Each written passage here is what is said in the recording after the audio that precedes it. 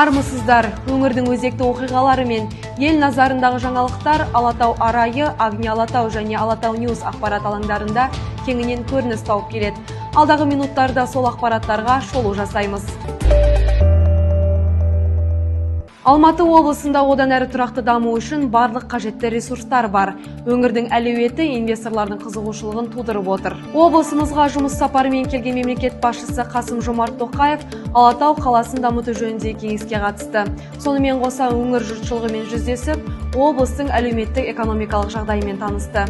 Аймаққа ат басын бұрған мемлекет басшысы Атлетико де Мадрид, Қазақстан футбол академиясының тәрбиеленушілерімен кездесіп, Green Eco заманауи жылыжай кешеніне барды. Газетіміздің 4 маусымдағы санында ел президентінің аймақтағы сапарына байланысты ауқымды жаңалықтарға айрықша орын берілді. Қонаев қаласында облыстық достық үй ғимаратының құрылысы басталды. Аймақ басшысы Марат Сұлтанғазиев пен Қазақстан Республикасы парламенті сенатының депутаты Жанболат Жөргенбаев облыстық этномәдени бірлестіктердің төрағаларымен бірге ғимараттың іргетасына уақыт капсуласын салды.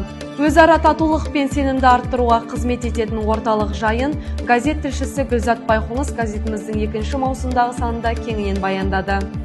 Осы және өзге де танымдық және сараптамалық мақалаларды апталық санымыздан парақтай аласыздар. Новые модульные пункты экстренной медицинской помощи начали работу на городском пляже областного центра. Проект стал частью работы по модернизации системы здравоохранения региона и развитию городской инфраструктуры оперативного реагирования. Подобные автономные пункты экстренной помощи впервые внедряются в стране. Проект реализован в рамках поручения главы государства по обеспечению безопасности на туристических локациях и в дальнейшем будет масштабироваться на ключевые туристические объекты региона, включая озеро Кольсай, Каинды и другие направления с большим потоком посетителей. Флаг Казахстана был признан пользователями популярной платформы Reddit самым красивым в мире. Это стало известно по итогам масштабного международного онлайн-турнира Flags of the World.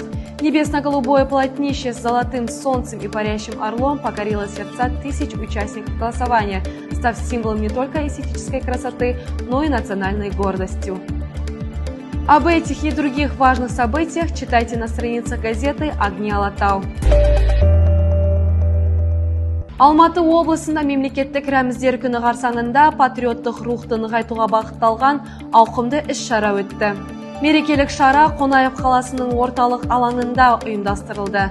Іс-шараға Алматы облысының әкімі Марат Сұлтанғазиев қатысып, тұрғындарды мемлекеттік рәміздер күнімен құттықтады.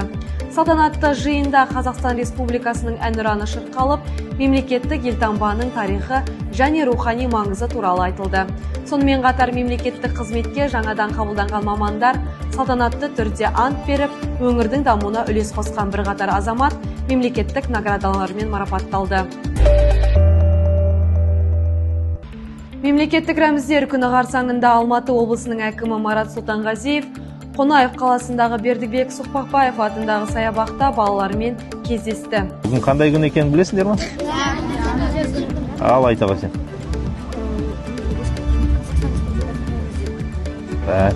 Жақсы, қандай рәміздер білесіңдер?